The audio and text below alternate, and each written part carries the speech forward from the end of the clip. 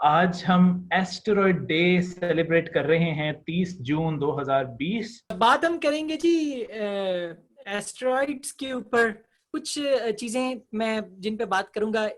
Asteroids क्या हैं, इनकी क्या क्लासिफिकेशंस हैं, वेरी ब्रीफ और वेरी सिंपल। ये बहुत बड़ा मौजू है और कभी फिर हम एस्टेरॉइड का टॉपिक रखेंगे और उस पर जरा थोड़ा सा डिटेल में जाएंगे। इनकी कंपोजिशन क्या होती है और इम्पैक्ट हैजर्ड, जो सबका फेवरेट मौजू तो है, लेकिन सबसे ज्यादा फेवरेट मौजू ये हॉलीवुड का होता है। और उसके बाद हम जो एस्टेरॉइड हंटिंग प्रोग्राम्स हैं उनकी कुछ बात करेंगे कि वो क्या कर रहे हैं। और पार्ट 2 में जी जो ऑब्जर्वेटरी है उसकी बात हो जाएगी। मैं कैसे प्लान आउट करता हूँ, मैं कैसे इमेजिंग करता हूँ, इसकी कुछ बातें कर लूंगा। और मैं ये चाहता हूँ इसकी हम ज्यादा बात करें और मैं ये धक्का लगाना चाहता हूँ कि ज्यादा लोग ये करें। मुझे अकेला रहना बिल्कुल नहीं अच्छा लगता। तो कैसा साहब की बैग पे मुझे टेलीस्कोप पड़ी हुई भी नजर आ रही है, तो ये टेलीस्कोप एस्टेरॉइड हंटिंग कर सकती है कैसा साहब, ये मुझे पता है। तो तो शुरू करते हैं जी। ये एक वीडियो है। बाय द वे आप देखें कितना बड़ा वाकया आसमान में हुआ है और लोग चल रहे हैं आगे देखते हुए। That's Russia. Typical Russian style. ये इस मीटियोर की वजह से खिड़कियां जो टूटी उसका मंजर एस्टिमेटेड है कि ये सूरज से भी ज्यादा ब्राइट हो गया था। तो आपने मंजर देखा, वो क्या था?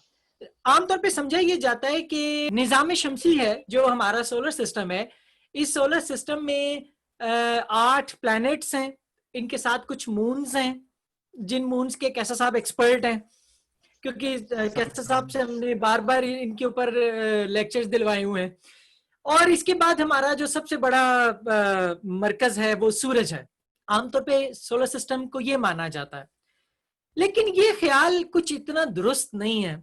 अगर आप देखें कि हमारा जो सोलर सिस्टम है उसमें ऑब्जेक्ट्स की तादाद कैसी है और कितनी है, ये एक जरा वीडियो देखिएगा।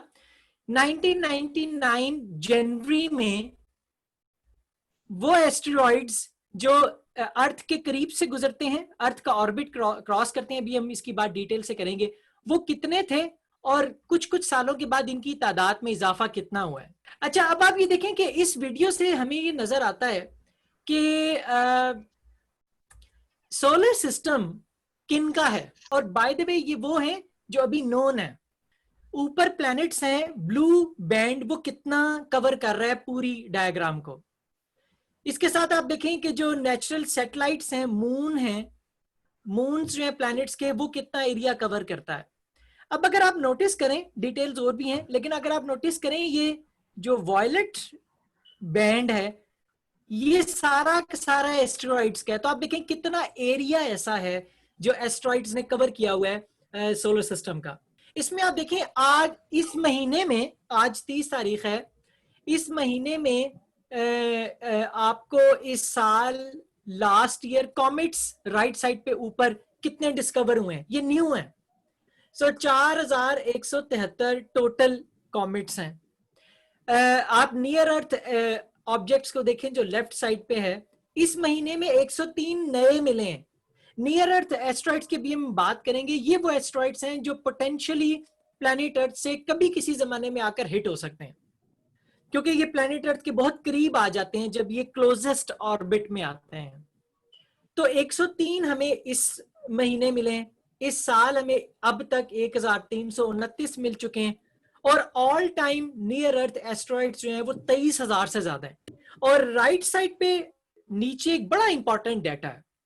ये वो डाटा है जो प्रोफेशनल एस्ट्रोनॉमर्स के टेलीस्कोप्स के जो प्रोजेक्ट्स हैं, एस्टेरॉइड्स के जो प्रोजेक्ट्स हैं वो, और जो एमेच्योर कम्युनिटी है वो अपनी टेलीस्कोप का टाइम निकाल कर दे रही होती है।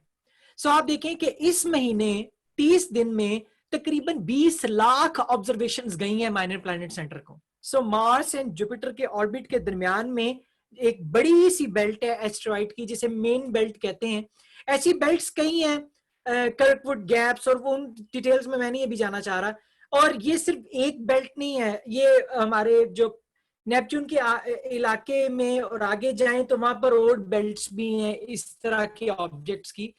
ट्रोजन वो हैं जो खास पॉइंट्स कहलाते हैं, L4 L5, किसी भी ऑब्जेक्ट के ऑर्बिट में, उससे आगे ऑर्बिट में ही और उसके पीछे ऑर्बिट में ही 60 डिग्री के फासले पर जो पॉइंट्स होते हैं, वहां पे समझ लीजिए कि कशे शकल का एक कुआं सा बन जाता है, और जो ऑब्जेक्ट वहां पे चला जाए वो वहां कैद हो जाता है। तो 4 अरब सालों में बहुत सारे एस्ट्रॉइड्स ऐसे हैं जो L4 L5 जुपिटर की ऑर्बिट में मौजूद हैं, जिन्हें ट्रोजन्स कहा जा सकता है। बाय द वे ये सही नहीं है, ट्रोजन वो है जो पीछे फॉलो करते हैं, अगले वालों को ग्रीक्स कहा जाता है। ये वो एस्ट्रॉइड्स हैं जो हमारे प्लैनेट अर्थ के करीब हैं, और करीब ऑर्बिट जो इनका होता है सूरज का, उसमें ये सूरज से 1.3 AU तक आ जाते हैं। तो आपको पता है कि जमीन का जो सूरज से फासला है वो 1 AU है, तो ये 1.3 AU तक आ जाते हैं। जो एस्टेरॉइड इस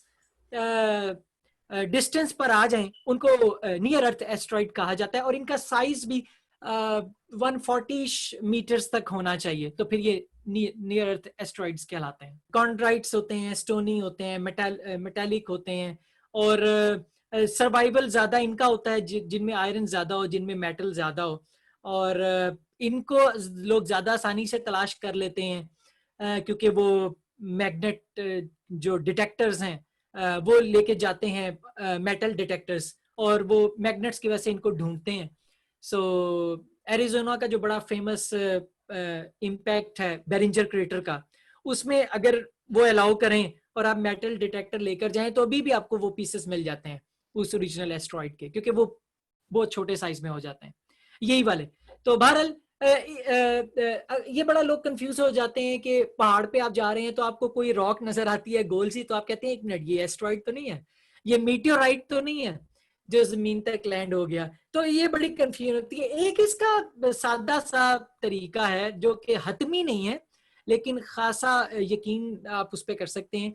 एक तो आप ये देखिएगा कि उसकी आउटर सरफेस जो है वो राउंडेड होनी चाहिए, एजी नहीं होनी चाहिए।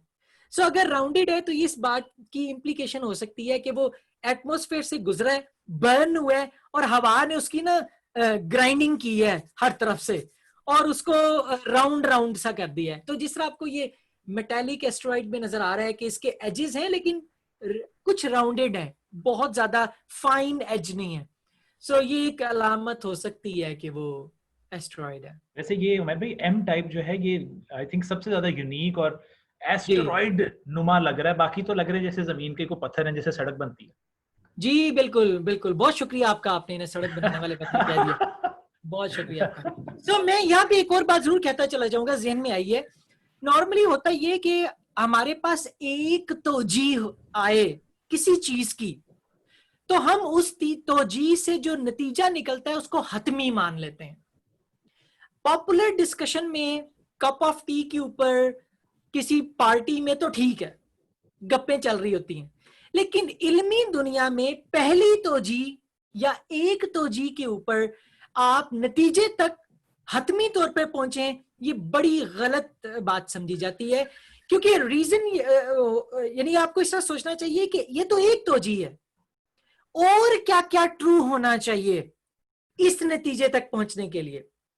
सो आपको वो पूरा का पूरा अपनी लॉजिक डेवलप करना पड़ती है, वो अपना इल्मी जो है स्ट्रक्चर वो डेवलप करना पड़ता है। और साइंस ने फलसफे ने ओवर द डेकेड्स नहीं सेंचुरीज ये डिस्कवर किया है, ये एक दफा नहीं हुआ, ये डिस्कवर किया है कि एक एविडेंस जो है वो हतमी नहीं होता। यही वजह कि जब लोग कहते हैं आई सॉ अ यूएफओ, सो हम एग्री करते हैं yes you saw a UFO, but भूले ना कि अनआइडेंटिफाइड ऑब्जेक्ट था।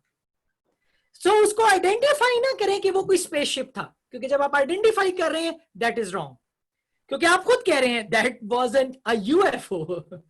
तो उड़न तश्तरी उसका सही तर्जुमा नहीं है, तो उड़न तश्तरी ऐसी हम बोल देते हैं।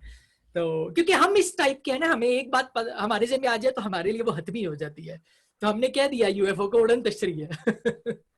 और ऐसा एस्टेरॉइड जो जमीन से 0.05 एस्ट्रोनॉमिकल यूनिट तक आ जाए, उसे पोटेंशियली हैजर्डस एस्टेरॉइड कहते हैं। उसके ऑर्बिट को बहुत ज्यादा ऑब्जर्व किया जाता है। हालांकि ये जमीन और चांद के फासले से 20 गुना ज्यादा है, लेकिन इसकी ऑर्बिट को इसलिए बहुत ज्यादा ऑब्जर्व किया जा सकता है क्योंकि ये कुछ अरसे में अपना ऑर्बिट ऐसे चेंज कर सकता है, ग्रेजुअली चेंज कर रहा होता है कि ये इवेंचुअली मून के साथ हिट हो सकता है। सो जो माइनर प्लैनेट सेंटर एस्टेरॉइड की ऑब्जर्वेशन की लिस्ट निकालता है, उसमें पीएचए लिखा होता है। और मेरी ये कोशिश होती है कि सबसे पहले पोटेंशियली हैजर्डस एस्टेरॉइड जो हैं उनको आज मैं इमेज करूं, अगर वो मेरे सिस्टम्स के मुताबिक ब्राइट इनफ है। सो आप ये बात में देख सकते हैं कि एस्टेरॉइड किस स्केल पर है, उससे आपको जरा आइडिया हो जाएगा कि ये एस्टेरॉइड जो है ये हमारे लिए कितना खतरनाक है और इसका क्या सीन है। इम्पैक्ट्स हैं जो प्लैनेट अर्थ पे अब तक हमें मिल चुके हैं, इसमें आप देखें जो सबसे ज्यादा मशहूर है वो चिक्सलूप क्रेटर है अमेरिका की साइड पे, मेक्सिको की साइड पे। और ये वो क्रेटर है जिसको ट्रेस, अच्छा I mean I love the story, तो I wouldn't care about time कि ये मैंने ये स्टोरी बतानी है, मुझे बहुत पसंद है। सो बहुत ज्यादा डिटेल में नहीं जाऊंगा, लेकिन ये मिला कैसे। एक बंदा था जिसने ये देखा कि एस्टेरॉइड्स के फॉसिल जमीन में जिन लेयर्स में मिलते हैं वो एक टाइमलाइन है, उस टाइमलाइन से ऊपर वाली लेयर्स में डायनासोर्स के फॉसिल्स अचानक गायब हो जाते हैं। अब ये बड़ी अजीब बात है कि एक स्पीशीज है और मल्टीपल स्पीशीज थी डायनासोर्स की, और इतना सक्सेसफुल वो इतनी सक्सेसफुल लाइफ फॉर्म थी डायनासोर्स, जिनको हम कलेक्टिवली कह देते हैं, कि वो मिलियंस ऑफ इयर्स तक रहे हैं प्लैनेट अर्थ पे। लेकिन ये क्या बात हुई कि एक टाइम जोन में अचानक ही एक लेयर से ऊपर वो गायब हो जाते हैं। सो उसने ये देखा कि उस जहां पे वो गायब होते हैं उस लेयर के ऊपर इरिडियम उसको मिला, और भी चीजें मिली, प्लैटिनम ग्रुप कहलाता है। अच्छा, इरिडियम उसको मिला, और अब इरिडियम बड़ी एक खास चीज है जो प्लैनेट अर्थ पे सतह पे नहीं होना चाहिए। सतह पे इसलिए नहीं होना चाहिए कि जब डिफरेंशिएशन हुई, यानी जब जमीन सेमी सॉलिड थी, सेमी लिक्विड थी, शुरू में 4 अरब साल से पहले की बात है, तो उस वक्त हो ये रहा था कि हैवियर मेटल्स कोर में जा रहे थे, तो इरिडियम को नीचे चले जाना चाहिए था, और जो कि चली भी गई इरिडियम नीचे। अच्छा, सेम गोज विद प्लैटिनम और ये सब चीजें। अच्छा, लेकिन अगर ये सरफेस पे मिल रहा है तो ये क्यों मिल रहा है? अब उसने ये देखा कि ये जो ग्रुप है ये एस्टेरॉइड्स में भी होता है, इरिडियम एस्टेरॉइड में मिलती है। उसने फिर ये किया कि देखा कि जितनी इरिडियम मिलती है इसमें कितने एटम्स हैं। उसने फिर ये देखा कि जितने एटम्स हैं, इन एटमों को अगर आप जोड़ें तो कितने साइज का इरिडियम बनता है। फिर उसने सोचा कि अच्छा, अगर इतने साइज का इरिडियम बनता है तो एस्टेरॉइड में इरिडियम की रेशो क्या होती है ऑन एवरेज। उसने फिर ये फिगर आउट किया, ओ तो ये कोई 10 किलोमीटर से बड़े साइज का एस्टेरॉइड होना चाहिए जिसमें इतनी इरिडियम है जो अब प्लैनेट अर्थ पे मिल रही। I mean, this is how science works, investigative journalism. Exactly. और बाय द वे अगेन इसमें वो बात है कि पहली बात पर नहीं तय कर दिया, ठीक है, कि क्योंकि उसने सोचा कि और क्या ट्रू होना चाहिए, और क्या ट्रू होना चाहिए। सो जो मजे की बात ये है कि उसके बाद उसने ये किया कि इरिडियम पूरे प्लैनेट अर्थ पे जहां जहां मिलती है इसकी थिकनेस ज्यादा कम हो रही है, तो वो उस थिकनेस के पीछे गया और उसने देखा कि सबसे ज्यादा थिकनेस इस जगह पे हो रही है जहां चिक्सलूप क्रेटर है। अब जगह तो उसके दिन में आ गई, इमेज ये कैसी हो, क्योंकि यहां तो समंदर आ चुका है। और फिर सैटेलाइट्स के डाटा से फिगर आउट हुआ कि यस, यहां पे वो क्रेटर है जो मैच करता है उस एस्टेरॉइड के साइज को जो फिगर आउट किया गया था इरिडियम इरिडियम एलिमेंट से। तो उमर भाई ये आपने जी मैं 2-3 बातें करना चाहूंगा ब्रीफली। एक तो आपने जितना कुछ जो 5 मिनट में बताया, आई थिंक वो किसी की पूरी एक जिंदगी की स्टोरी है, सो वन कैन अप्रिशिएट कि उन्होंने कितनी मेहनत की होगी। यहाँ पे मैं इस मौके का फायदा उठाऊंगा। हरीम जैदी ने कमेंट की थी कि वो जो आपने वीडियो शो की थी ना 99 में और 2019 में एस्टेरॉइड का फर्क, वो अगर लास्ट में उसके आप लिंक शेयर कर दीजिएगा। जी मैं बिल्कुल कर दूंगा। दूसरा ये मैंने उसमें लिंक नहीं लगाया, मैं कर दूंगा। जी दूसरा ये कि आपने ये जो ग्राफिक आप दिखा रहे हैं इस टाइम स्क्रीन के ऊपर, इसमें से तो देखने से लग रहा है कि दुनिया में सबसे सेफ तरीन जगह जहां रहना चाहिए वो या तो चाइना है या यूके है, जहां आप बैठे हुए हैं। वहां पे एक भी नहीं है।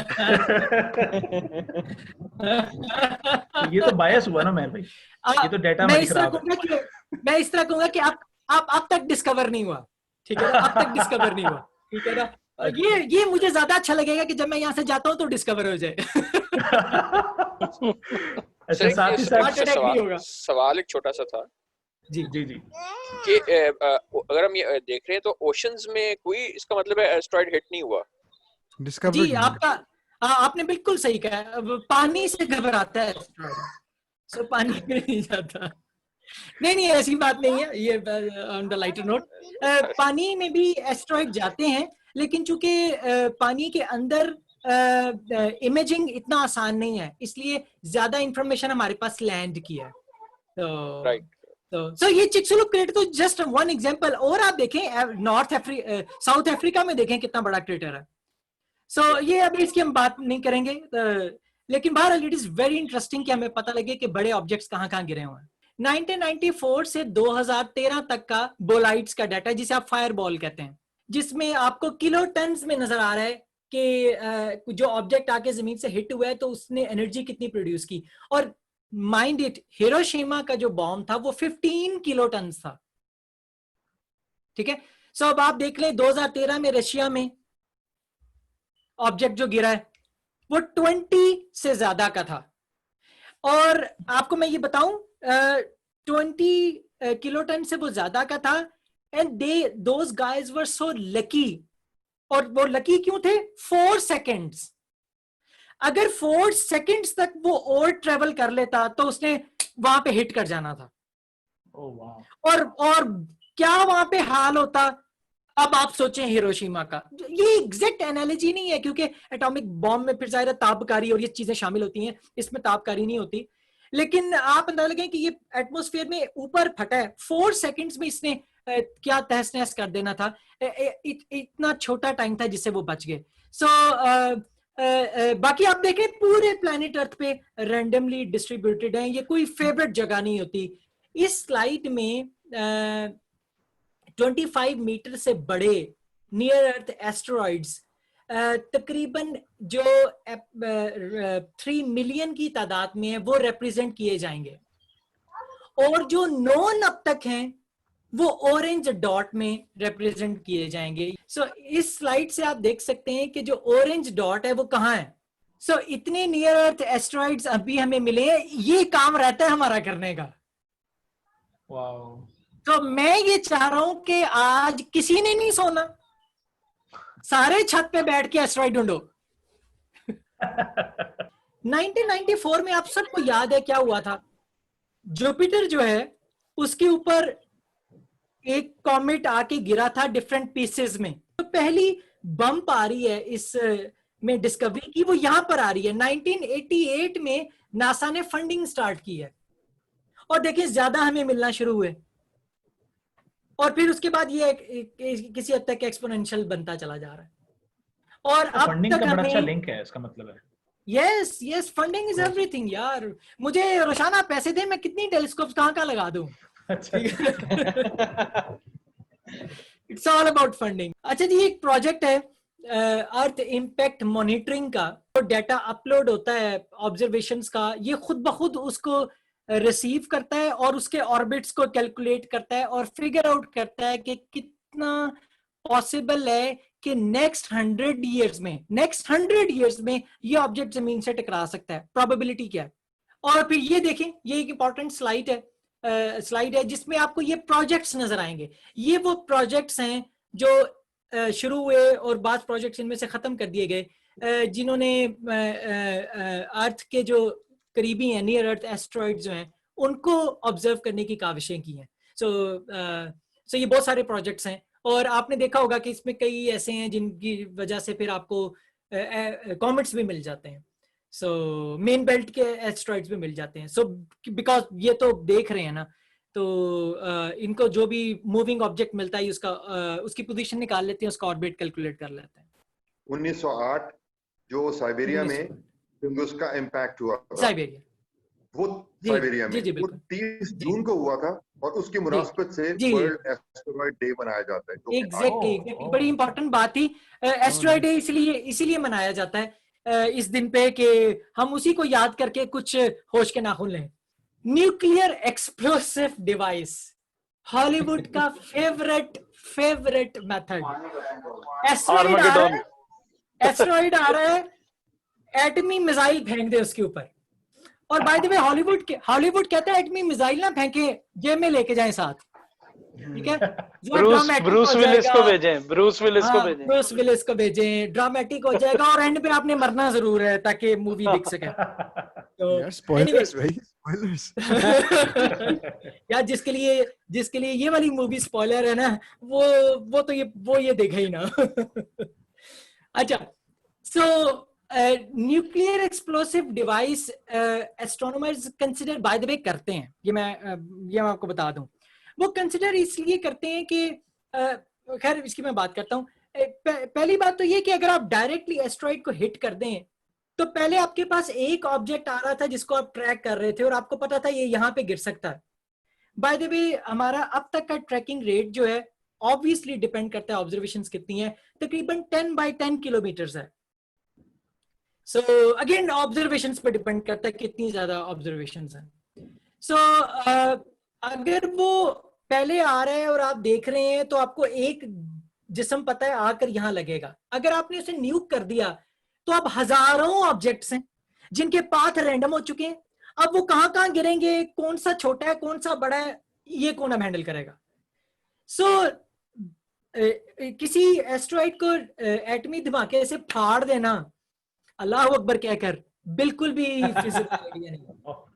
एक तरीका जो इस्तेमाल किया जा सकता है वो किया जा सकता है कि आप उसके पास यानी फ्यू 100 मीटर्स दूर उसको एक्सप्लोड करें। अब एक्सप्लोजन स्पेस में और अर्थ में डिफरेंटली वर्क करता है, क्योंकि अर्थ में तो एयर है और एयर फिर कंप्रेस होती है और डिफरेंट फिजिक्स हम यूज करते हैं।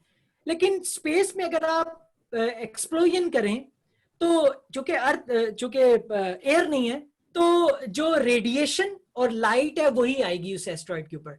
तो उस एस्ट्रॉइड की एक साइड जो है उसकी जो मट्टी है कह लें, वो हीटअप होके एवेपोरेट होगी, और जो ही एवेपोरेट होगी आपको थ्रस्ट मिल जाएगा, और थ्रस्ट मिल जाएगा तो वो नज हो जाएगा, एक तरफ ब्रेक नहीं होगा, नज होगा। लेकिन इसमें प्रॉब्लम ये है, आपको ये पता होना चाहिए कि वो एस्ट्रॉइड डेंस कितना है। ज्यादातर एस्ट्रॉइड जो है वो रबर वो पाइल होते हैं, वो सिर्फ वो पीसेस जुड़े होते हैं, क्योंकि उनकी ग्रेविटी बहुत कम होती है, छोटे साइज के होते हैं। तो ये ज्यादा चांसेस हैं कि वो एक तरफ तो जाए लेकिन वो फिर 10, 15, 20, 50 उसके हिस्से हो जाएं। तो इसलिए ये फेवर्ड चॉइस नहीं है। काइनेटिक एनर्जी कई तरीकों से दी जा सकती है, काइनेटिक एनर्जी दे सकते हैं, लेकिन ये थोड़े से यानी ये इसके ऊपर हम ज्यादा डिटेल से जानते हैं। अब मैं उन आइडियाज की बात नहीं करना चाह रहा कि आप रॉकेट थ्रस्ट दे दें या डीप इम्पैक्ट मिशन की तरह आप उसे इम्पैक्ट कर दें। बाय द वे ये ज्यादा फिजिबल है और इसके ऊपर हम कर सकते हैं। सबसे ज्यादा favourable in terms of control जो है वो ग्रेविटी ट्रैक्टर है। कि आप ऐसे काम करेंगे, ऐसे कि एक एस्ट्रॉइड के आगे आप अपना सैटेलाइट रख देंगे और वो सैटेलाइट एस्ट्रॉइड फील करेगा ग्रेविटी की वजह से और इस तरफ खिंचना शुरू हो जाएगा। प्रॉब्लम इसके साथ ये है, फायदा इसके साथ ये है कि साइज कोई हो, डेंसिटी कोई हो, वो चाहे छोटे छोटे टुकड़ों में जुड़ा हो या एक डेंस ऑब्जेक्ट हो, ये मैटर नहीं करता, क्योंकि ग्रेविटी इक्वल होगी सबके लिए। इस लिहाज से ये बहुत फायदेमंद है। प्रॉब्लम इसके साथ ये है कि इसने जो असर दिखाना है वो डेकेड्स में दिखाना है। बाज कैलकुलेशंस के मुताबिक 50 साल में वो ऑर्बिट चेंज होगा। सो आपको इतनी देर पहले पता लगना चाहिए कि ये एस्ट्रॉइड जो है मैंने चेंज करना है और कितना चेंज करना है। सो नासा का, बाय द वे, नासा में AA आ गया है इसलिए क्योंकि मैं घबराया हुआ था। तो नासा का प्लैनेटरी डिफेंस जो है वो बड़ा एक्टिव है, और माइनर प्लैनेट सेंटर वो तो है ही, काम कर ही रहा है।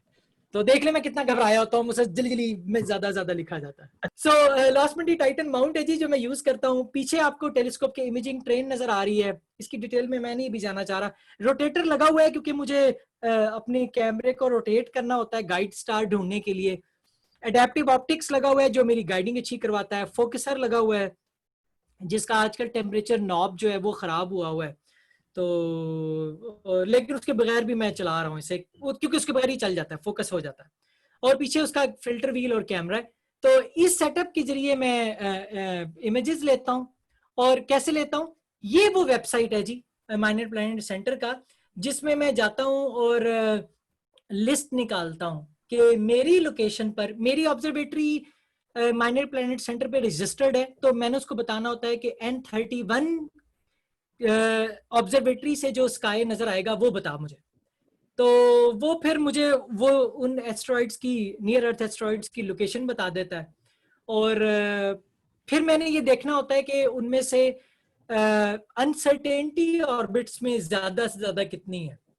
सो अगर मुझे अनसर्टेनिटी नहीं मिलती तो मैं उसको इमेज नहीं करता। सो एस्ट्रोमेट्रिका जी वो सॉफ्टवेयर है जो हर एस्ट्रॉइड हंटर और एस्ट्रॉइड ऑब्जर्वर यूज करता है। तो ये इसलिए इन्वर्ट कर देता है कि विजिबली ये ज्यादा बेहतर है। और आपने एस्ट्रोनॉमी के पेपर्स भी पढ़े होंगे, उसमें भी जिन एस्ट्रोनॉमी के पेपर्स में इमेजेस होते हैं वो इन्वर्टेड ही होते हैं। इसकी रिडक्शन करने के लिए सबसे पहले मैं इसे बताऊंगा कि जो टारगेट ऑब्जेक्ट है मेरा वो 2014 LW21 एस्ट्रॉइड है, और उसको सर्च करो। ये उन लाखों की लिस्ट में से इसने सर्च करके बताया है कि यस मुझे मिल गया है, इस नाम का एक एस्ट्रॉइड है, नियर अर्थ ऑब्जेक्ट है।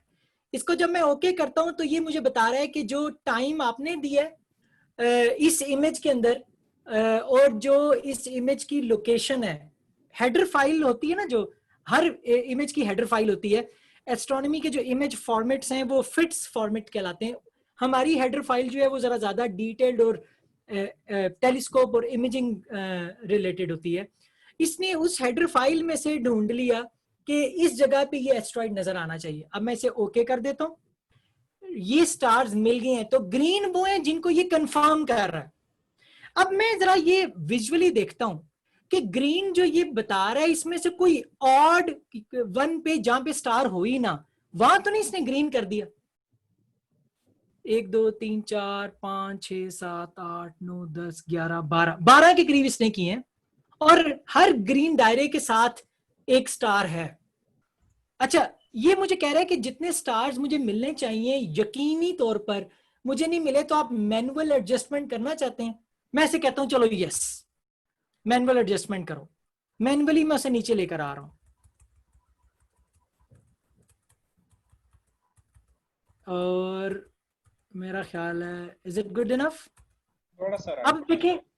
अब देखें सारे रेड जो सर्कल्स हैं उनके नीचे कोई ना कोई स्टार ब्लैक आ गया है, और अब इसको ओके कर देता हूं। अच्छा, अब आप ये देखें कि मैंने जब उसे कहा कि नॉन ऑब्जेक्ट्स का ओवरले दो मुझे, तो इसने रेड बॉक्स एक बनाया है। अब अगर इस रेड बॉक्स को मैं क्लिक करूं तो इस जगह पे वो मुझे कह रहा है एस्ट्रॉइड होना चाहिए। लेकिन आप देखें कि नहीं यार, यहां पे क्या है एस्ट्रॉइड, यहां तो नजर कुछ नहीं आ रहा। और फिर इस इमेज को छोड़कर आप राइट साइड पे देखें, सिर्फ ये एक वाहिद वाइट डॉट है जो एक्सपेक्टेड पीएसएफ को शो कर रहा है। पॉइंट स्प्रेड फंक्शन की पीक बन रही है। लेकिन अगेन यार, एक डेटा पॉइंट, एक pixel, could be hot pixel, could be anything else, कोई फॉल्ट सीसीडी का नहीं। अब मैं इसे ये कहूंगा कि यार मैंने इसको एक्सेप्ट नहीं करना, ये रिलायबल नहीं है। ये मैंने आपको करके क्यों दिखाया है अब आपको पता लगेगा एस्ट्रोमेट्रिका सॉफ्टवेयर की पावर क्या है। अब मैं इसे एक और काम कहता हूं कि ये जो ऊपर वाले 15 इमेजेस हैं, इन 15 इमेजेस को पकड़ो, अगेन वो हेडर पढ़ रहा है, और जो ऑब्जेक्ट मैं ढूंढना चाहता हूं 2014 LW21, इसको ढूंढो, उसको डेटाबेस में से वो मिल गया।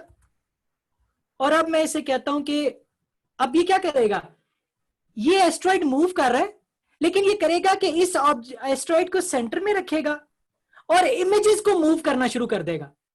तो जो रिजल्टेंट इमेज आएगा उसमें स्टार्स ट्रेल में होंगे और एस्ट्रॉइड को स्टिल रहना चाहिए। और देयर यू गो, आपने नोटिस किया ये ब्लैक पिक्सेल्स, वाओ, ओह गॉड। और देखें पीएसएफ कितना अच्छा बना है। सैम, रोशान, देखो यार पीएसएफ कितना क्लियर है, ये बैकग्राउंड है और ये पीएसएफ कितना क्लियर है। प्लस आप देखें वो मैग्नीट्यूड भी दे रहा है, वो कह रहा है कि जो स्टार्स आपने मुझे दिए थे मेरे डेटाबेस में वो इस मैग्नीट्यूड के थे, तो जो आपने मुझे फ्लक्स दिया है इस टाइम का, उस फ्लक्स के ऊपर ये 18.6 मैग्नीट्यूड का होना चाहिए, राइट? सिंपल सॉफ्टवेयर है, सिंपल टू यूज है, लेकिन इतनी, ये आज से 100 साल पहले एक साहब थे जिन्होंने फोटोग्राफिक फिल्म पर एस्ट्रॉइड की मूवमेंट से टेलीस्कोप को ट्रैक करना शुरू किया था, और उस बंदे ने ये टेक्निक इन्वेंट की थी। बाय द वे, ये वो ईमेल है जो मैं माइनर प्लैनेट सेंटर को भेजता हूं। इसमें माइनर प्लैनेट सेंटर निहायत स्ट्रिक्ट है अपने फॉर्मेट में। सबसे पहले कोड बताया है, COD कोड N31, ऑब्जर्वर बताया, जिसने एनालिसिस किया था उसका नाम बताया है, ऑप्टिकल सिस्टम बताया है, और रिपोर्ट का टाइम बताया है। अच्छा, फिर उसके बाद ईमेल बताई है कि अगर वो मुझसे राब्ता करना चाहें, और प्लस डेटाबेस भी बताया कि ये डेटाबेस मैंने यूज किया है। अच्छा, अब ये इसमें लोकेशन आ गई इसकी। सिंगल ऑब्जर्वेशन MPC एक्सेप्ट नहीं करता, उसको 2 ऑब्जर्वेशन चाहिए। तो मैं कुछ देर के बाद या कुछ देर बाद वाले इमेजेस जो हैं उनको दोबारा इसी प्रोसेस से यहाँ पर सेकंड ऑब्जर्वेशन रखता हूँ, तो फिर वो मैं ईमेल कर देता हूँ, और जो ही मैं ईमेल करता हूँ मुझे लाइक फ्यू सेकंड्स में ऑटोमेटिक रिप्लाई आ जाता है कि आपकी ऑब्जर्वेशन एक्सेप्ट हो गई है। तो अगर आप लाहौर से पोस्ट प्रोसेस में मिल्की वे निकाल सकते हैं भाई, तो 14, 15, 16 का एस्ट्रॉइड क्यों नहीं पकड़ा जा सकता? और स्पेशली अगर एस्ट्रोमेट्री का यूज कर रहे हैं। जितने इमेजेस शुएब ले चुका है, मोहम्मद अली साहब ले चुके हैं, उमैर आसिफ ले चुका है, अच्छा सैम के पास जितने इमेजेस हैं, अभी तो मैं पता ही नहीं कि उसमें से कितने एस्ट्रॉइड निकलने हैं। I have no doubt at all कि एस्ट्रॉइड्स का शोर मचा सकते हैं पाकिस्तान से। अगले एस्ट्रॉइड डे सबको मुबारक हो जी। आई होप कि अगले एस्ट्रॉइड डे तक मैं अपनी इक्विपमेंट को इतना अपग्रेड कर सकूं कि मैं भी इस सॉफ्टवेयर को यूज करके इस पूल में हिस्सा डाल सकूं। Okay, Allah Hafiz. Thank you. Allah Hafiz.